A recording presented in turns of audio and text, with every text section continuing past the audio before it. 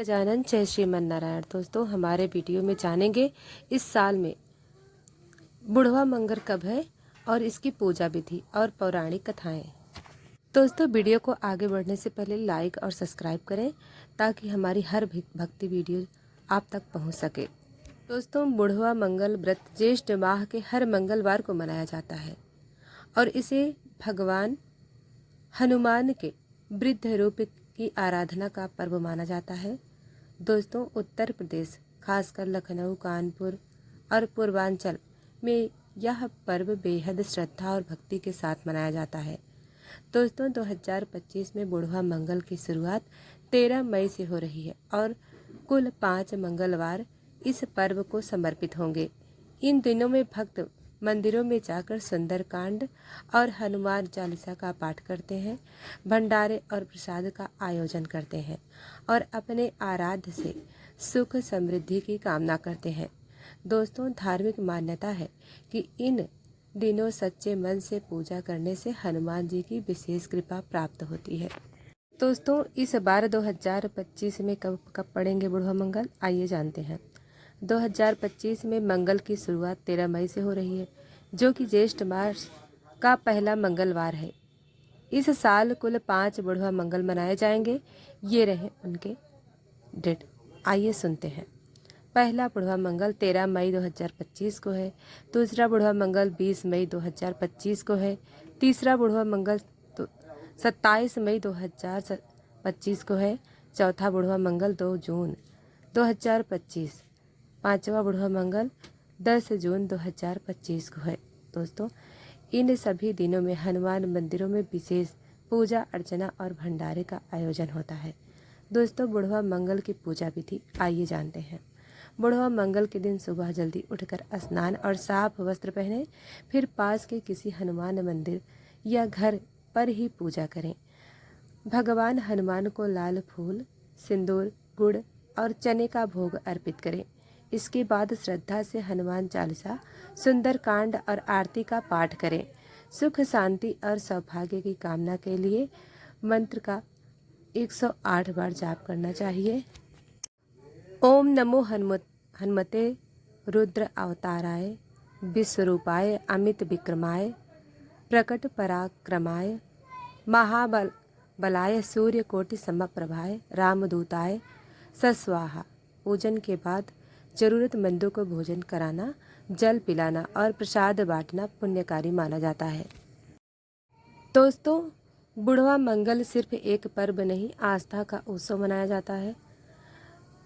मान्यता है कि इन दिनों भगवान हनुमान के वृद्ध स्वरूप में भक्तों पर विशेष कृपा बरसाते हैं। ऐसा कहा जाता है कि इन मंगलवारों को पूजा करने से दुर्घटनाओं से रक्षा, नकारात्मक ऊर्जा से छुटकारा और शनि मंगल दोष से राहत मिलती है।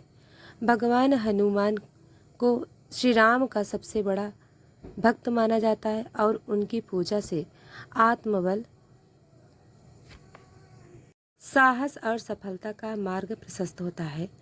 खासकर जो लोग जीवन में संघर्ष कर रहे हैं, उनके लिए बुढ़वा मंगल एक वरदान की तरह है। दोस्तों, आइए सुनाते हैं बुढ़वा मंगल की पौराणिक कथाएं। दोस्तों, मान्यता के अनुसार इनमें से एक मंगलवार को प्रभु श्री राम और हनुमान जी का मिलन हुआ था और एक को हनुमान जी का जन्मदिन। हनुमान जी की पूजा करने से जीवन की सभी दुख तकलीफें दूर हो जाती हैं। तो आइए जानते हैं इस संबंध में पौराणिक कथा। दोस्तों, एक महाभारत काल में एक बार श्वेत कमल की तलाश में गंधमादन पर्वत पर चले गए। वहां उन्होंने एक बूढ़े बानर को रास्ते में लेटे हुए देखा और उससे अपनी पूंछ हटाने के लिए कहा। हनुमान जी ने कहा कि यदि तुम ताकतवर हो तो तुम ही हटा लो। भीम ने अपनी पूरी शक्ति से पूंछ हटाने का प्रयास किया, लेकिन पूंछ नहीं हटा पाए। भीम का घमंड चूर चूर हो गया। जब यह घटना घटी तब मंगलवार था, इसलिए इस मंगलवार को बुढ़वा मंगल कहा जाता है। दोस्तों, दूसरी कथा यह है कि सीता जी की खोज करते हुए भगवान श्री राम जी से हनुमान जी का मिलन विप्लव पुरोहित के रूप में इसी दिन हुआ था। इसलिए ज्येष्ठ मास के मंगलवार को बुढ़वा मंगल या मंगल के नाम से जाना जाता है। दोस्तों तीसरी कथा यह है, तीसरी कथा के अनुसार एक बार रावण ने हनुमान जी की पूंछ में आग लगवा दी। तब हनुमान जी के अपना विकराल रूप धारण किया और रावण की लंका जलाने के लिए अपनी पूंछ में बड़वानल अग्नि पैदा की थी, जिससे इस भाद्रपद माह के आखिरी मंगलवार को बुढ़वा मंगल नाम मिला। ज्येष्ठ मास के इस मंगलवार को हनुमान जी को अमृत का वरदान मिला था। इसी कारण ज्येष्ठ के मंगल को बड़ा मंगल और बुढ़वा मंगल कहते हैं। उत्तर प्रदेश ज्येष्ठ मास में आने वाले हर मंगलवार को बहुत ही शुभ मनाया जाता है। उनमें भी पहले आने वाले मंगलवार को विशेष मानकर पूजा अर्चना की जाती है। वैसे तो पूरे ज्येष्ठ महीने में हनुमान मंदिर में सजे रहते हैं और हर मंगलवार को जगह जगह पर भंडारे लगते हैं। और बड़ा मंगलवार की बात खास है, यह दिन केवल एक ही धर्म का परिचायक नहीं है, बल्कि सर्वधर्म एकता का प्रतीक है। कुछ लोग के अनुसार बड़ा मंगलवार की शुरुआत करीब 400 साल पहले अवध के नवाब ने की थी। नवाब मोहम्मद अली शाह का बेटा एक बार गंभीर रूप से बीमार हो गया। उनकी बेगम रूबिया ने कई जगह उसका इलाज करवाया, लेकिन वह ठीक नहीं हुआ। लोगों ने उन्हें बेटे की सलामती के लिए लखनऊ के अलीगंज स्थित पुराने हनुमान मंदिर में मन्नत मांगने को कहा। यहाँ मन्नत मांगने पर नवाब का बेटा स्वस्थ हो गया। इसके बाद नवाब की बेगम रूबिया ने इस मंदिर का जीर्ण उद्धार कराया। वहीं नवाब ने ज्येष्ठ की भीषण गर्मी के दिनों में प्रत्येक मंगलवार को पूरे शहर में जगह जगह गुड़ और पानी का वितरण करवाया। तभी से इस परंपरा की शुरुआत हुई। दोस्तों अब आइए सुनते हैं बुढ़वा मंगल की व्रत कथा। एक रहस्यमयी रात थी। गांव के बाहर बसे प्राचीन हनुमान मंदिर में कोई खास हलचल थी। गांव के बुजुर्ग कहते थे कि हर साल बुढ़वा मंगल के दिन यहाँ कुछ न कुछ चमत्कार जरूर होता है। दोस्तों कई साल पहले की बात है।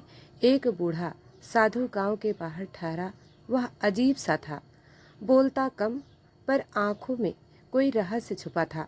हर मंगलवार को वह हनुमान जी की पूजा करता और उस दिन कोई अद्भुत घटना जरूर होती। कभी किसी बीमार को चमत्कारिक रूप से आराम मिल जाता, कभी कोई चीज मिल जाती। फिर एक मंगलवार को वह साधु अचानक गायब हो गया। सालों बीत गए, साधु का नाम लोग भूलने लगे, लेकिन बुढ़वा मंगल की परंपरा जीवित रही। इस दिन लोग हनुमान जी का व्रत रखते, भोग लगाते और संध्या को मंदिर में एक दीपक जलाते। लेकिन पिछले साल एक युवक अर्जुन ने यह व्रत मजाक में लिया। उसने कहा यह सब अंधविश्वास है। उसी रात वह मंदिर गया और वहां उसे एक बूढ़ा व्यक्ति दिखा, वही साधु जैसा दिखने वाला।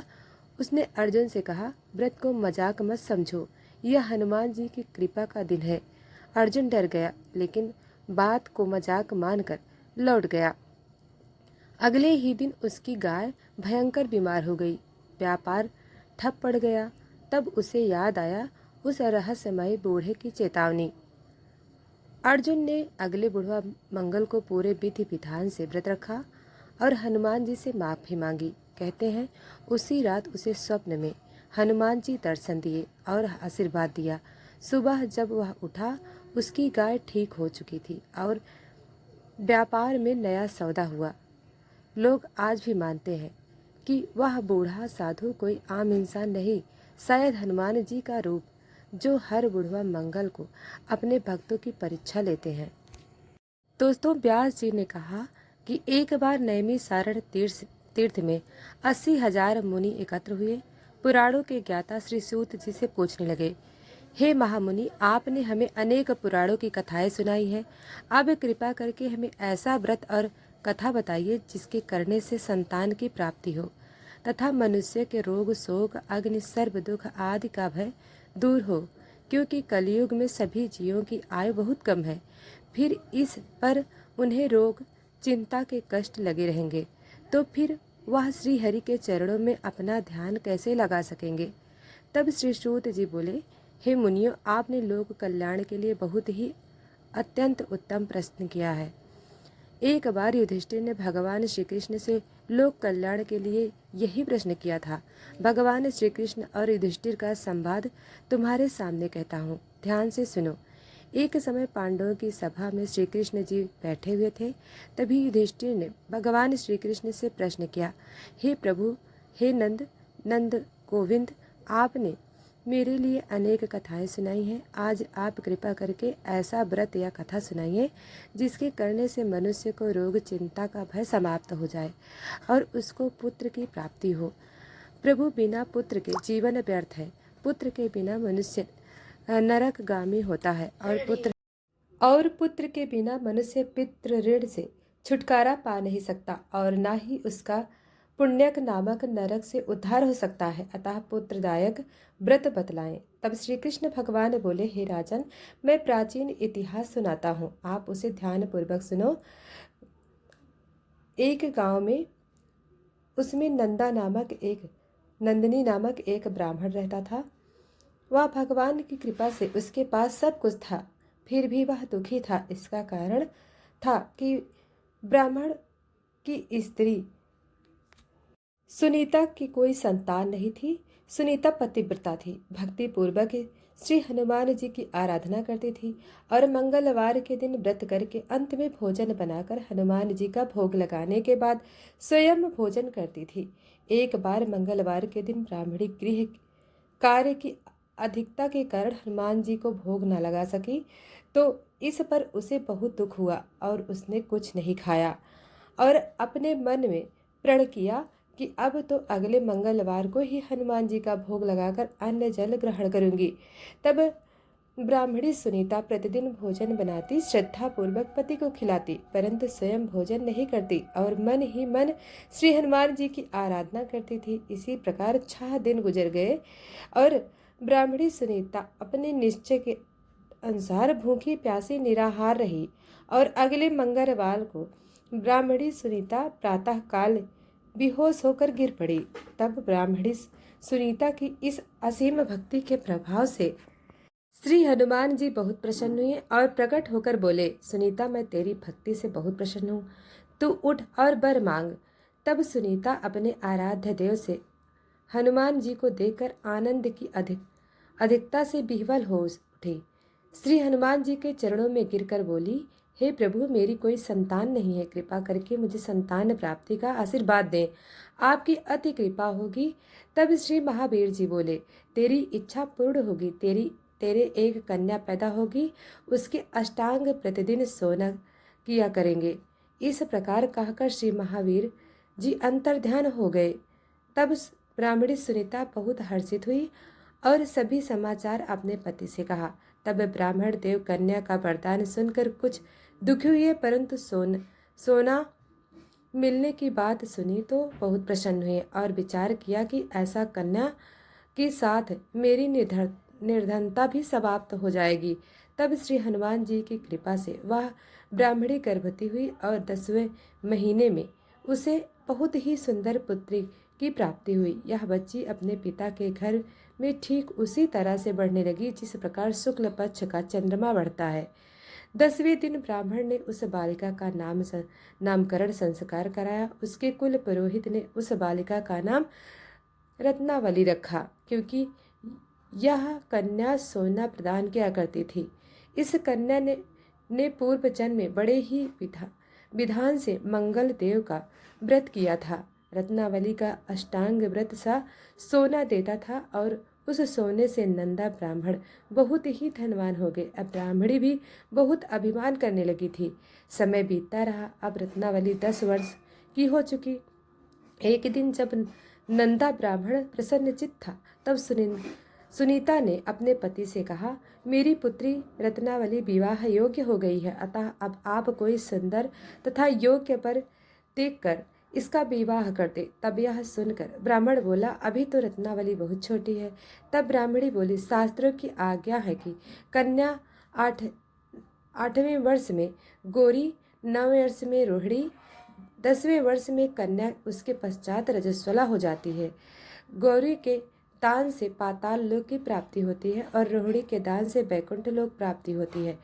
कन्या दान का से इंद्रलोक में सुखों की प्राप्ति होती है। अगर हे पतिदेव रजस्वला का दान किया जाता है तो घर में नरक की प्राप्ति होती है। इस पर ब्राह्मण बोला, अभी तो रत्नावली मात्र 10 वर्ष की है और मैंने तो 17 वर्ष की कन्याओं के विवाह कराए हैं, अभी जल्दी क्या है। तब ब्राह्मणी सुनीता बोली, आपको तो लोभ अधिक हो गया है। लगता है शास्त्र में कहा गया है कि माता पिता और बड़ा भाई रजस्वला कन्या को देखते हैं तो वह अवश्य ही नरकगामी होते हैं। तब ब्राह्मण बोला, अच्छी बात है, कल मैं अवश्य ही योग्य वर की तलाश में अपना दूत भेजूंगा। तब दूसरे दिन ब्राह्मण ने अपने दूत को बुलवाया और आज्ञा दी कि जैसी सुंदर मेरी कन्या है वैसा ही सुंदर वर उसके लिए तलाश करो।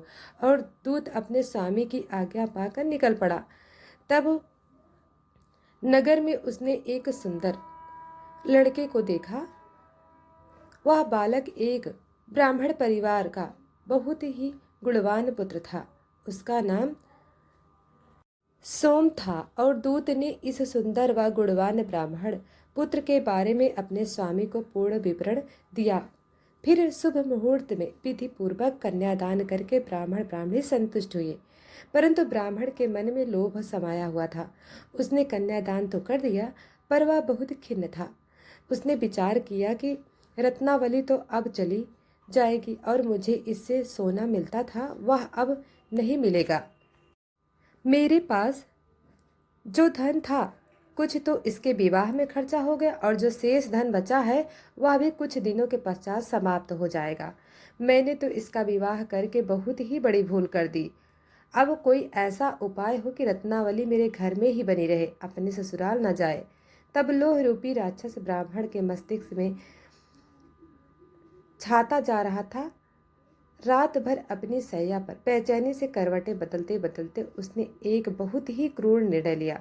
उसने विचार किया कि जब रत्नावली को लेकर उसका पति सोम अपने घर के लिए जाएगा तो वह मार्ग में छिपकर सोम का वध कर देगा और अपनी लड़की को अपने घर ले आएगा, जिससे नियमित रूप से उसे सोना भी मिलता रहेगा और समाज का कोई मनुष्य उसे दोष भी नहीं दे सकेगा। और प्रातःकाल हुआ तो सुनीता और उसके पति अपने जमाई तथा लड़के को बहुत सारा धन देकर विदा किया और सोम अपनी पत्नी रत्नावली को लेकर ससुराल से अपने घर की तरफ चल दिया। और ब्राह्मण लोभ के बसीभूत हो अपनी मति खो चुका था और पाप पुण्य का उसे विचार न रहा। अपने भयानक व क्रूर निर्णय को कार्य रूप में देने के लिए उसने अपने दूत को मार्ग में अपने जमाई का वध करने के लिए भेज दिया, ताकि रत्नावली से प्राप्त होने वाला सोना हमेशा मिलता रहे और वह कभी निर्धन न हो सके। तब ब्राह्मण के दूत ने अपने स्वामी की आज्ञा का पालन करते हुए उसके जमाई सोम का मार्ग में ही वध कर दिया। तब यह समाचार प्राप्त कर ब्राह्मण मार्ग में पहुंचा और रुदन करती हुई अपनी पुत्री रत्नावली से बोला, हे पुत्री, मार्ग में लुटेरे ने तेरे पति का वध कर दिया। भगवान की इच्छा के आगे किसी का कोई बस नहीं चलता। अब तू घर चल, वहां पर ही रहकर शेष जीवन व्यतीत करना।